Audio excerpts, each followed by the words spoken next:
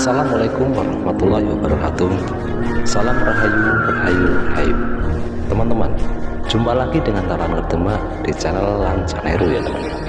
Channel yang membahas tentang seni, budaya, tradisi, kehidupan sehari-hari serta wisata ya teman-teman.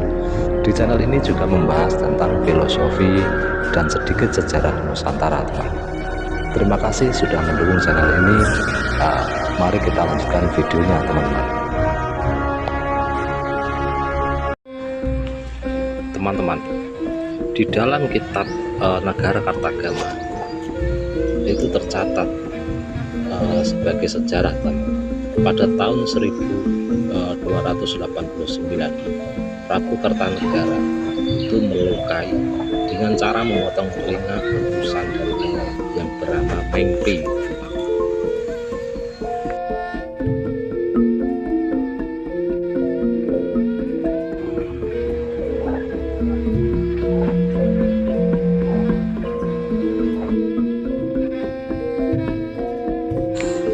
Hal itu dilakukan karena Maharaja Prabu Kartanegara itu merasa terhina atas utusan dari Mongol yang menyampaikan bahwa Jawa, terutama Singasari, harus takluk dan tunduk kepada Mongol dan memberikan upeti setiap tahunnya. Mongol dan Sriwijaya merupakan pesaing dari Singasari pada waktu itu untuk memperluas dan menguasai Nusantara itu. Dengan adanya utusan ini, Singasari merasa terhina. Oleh karena itu, untuk menunjukkan keberanian dan kegagahan Singasari kepada Mongol, bahwa Singasari tidak bisa dibuat main-main ya teman-teman, maka utusan itu dipotong telinganya oleh sang raja sendiri.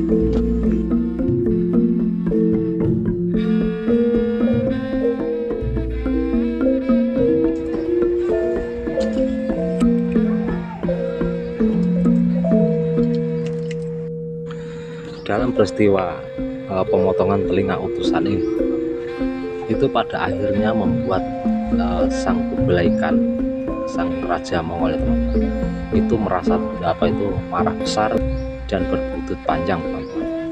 Tetapi untuk kisah ini mungkin akan saya bahas di video selanjutnya teman-teman.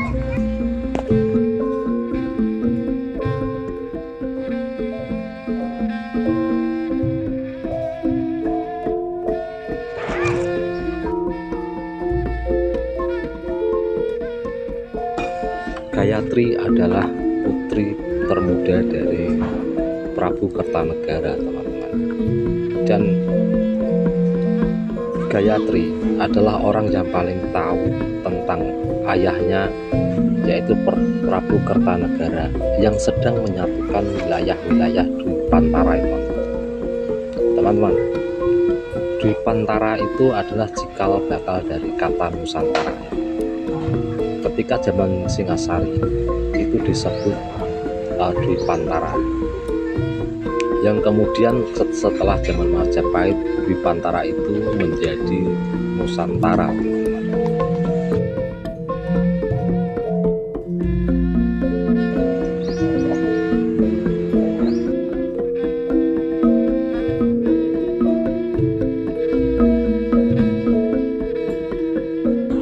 Singasari telah menunjukkan kekuatannya dan kebesarannya dengan menundukkan wilayah-wilayah di daerah luar Jawa teman-teman.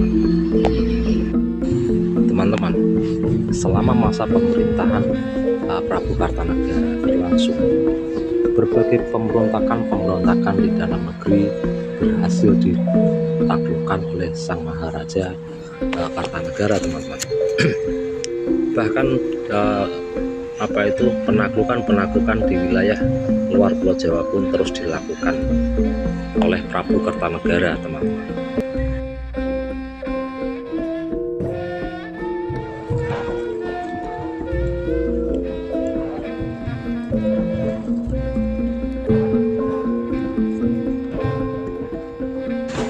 Semua peristiwa-peristiwa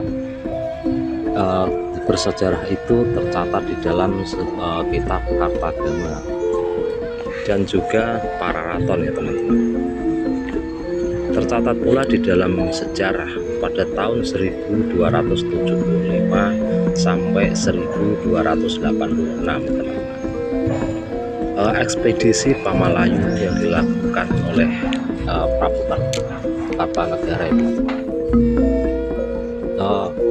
Ekspedisi Pamalayu itu adalah operasi militer terhadap kerajaan-kerajaan Melayu di Sumatera dengan dalam rangka untuk menundukkan atau untuk mengalahkan kerajaan Sriwijaya yang berpusat di Sumatera.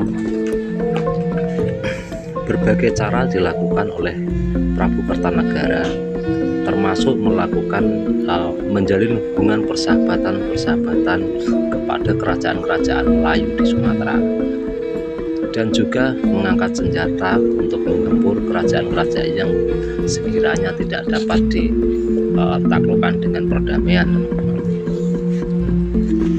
Dan usaha Prabu Kertajaya ini dalam mempersatukan wilayah Dwipantara atau Nusantara itu sudah menunjukkan tanda-tanda akan berhasil, teman-teman.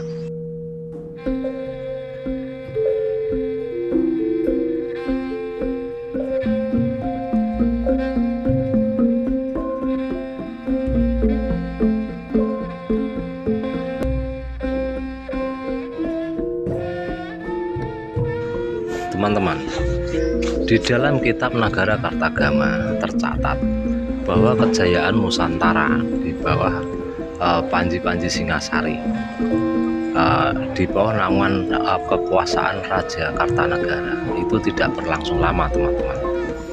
Karena pada tahun 1292 itu terjadi pemberontakan yang dilakukan oleh Jayakatwang yang terpengaruh oleh keturunan dari Raja Kediri, teman-teman, yaitu Arya Wiraraja.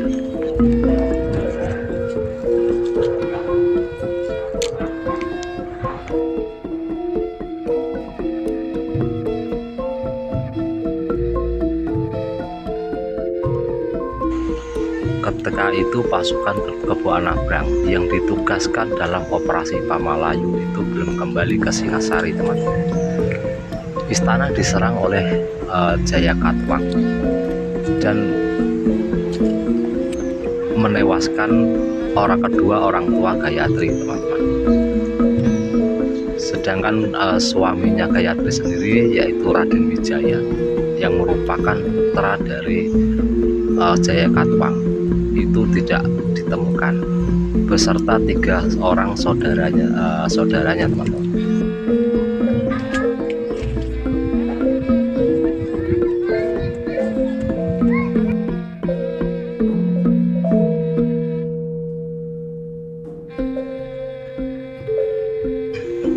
Di dalam sejarah juga tercatat setelah Gayatri bertemu dengan 3 orang saudara dan suaminya yaitu Raden Wijaya, teman-teman, itu mereka kemudian menyingkir atau membuka hutan di daerah Majapahit, ya teman-teman,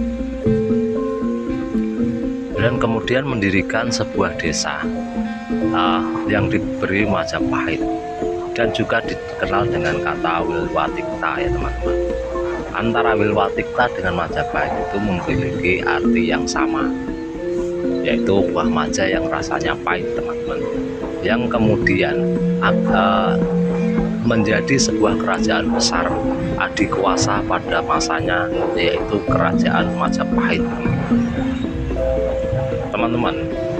Untuk kebenaran cerita sejarah itu memang harus membutuhkan kajian-kajian yang lebih detail lagi dan dilakukan oleh para teman-teman, para ilmuwan. Tetapi dengan belajar sejarah kita bisa mendapatkan pelajaran-pelajaran yang sangat berharga dari nilai-nilai perjuangan, pengabdian, pengorbanan dari para leluhur kita, teman-teman, yang sepatutnya untuk kita contoh. Selain itu juga kita bisa mendapatkan pelajaran-pelajaran dari kesalahan-kesalahan yang dilakukan oleh leluhur kita hanya karena menuruti ego, nafsu dan ambisi teman-teman. Dan pelajaran-pelajaran negatif itu bisa kita ambil hikmahnya untuk kita hindari agar kita tidak mengalami nasib tragis seperti para leluhur kita, teman-teman. Untuk teman-teman yang mengetahui dan lebih paham dan tertarik dengan kisah-kisah sejarah, silahkan teman-teman untuk berkomentar di kolom komentar ini, teman-teman. Kita jalin interaksi dan kita diskusi bersama, teman-teman, agar kita mendapatkan edukasi yang bermanfaat.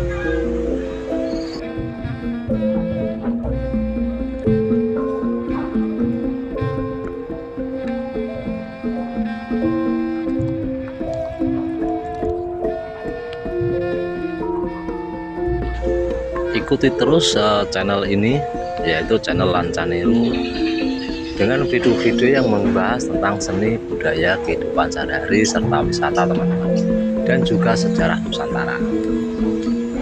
Teman-teman, terima kasih atas dukungannya. Semoga channel ini bisa berkembang dan bisa memberi manfaat serta edukasi kepada kita semua. Wassalamualaikum warahmatullahi wabarakatuh. Salam Rahayu, Rahayu, Rahayu.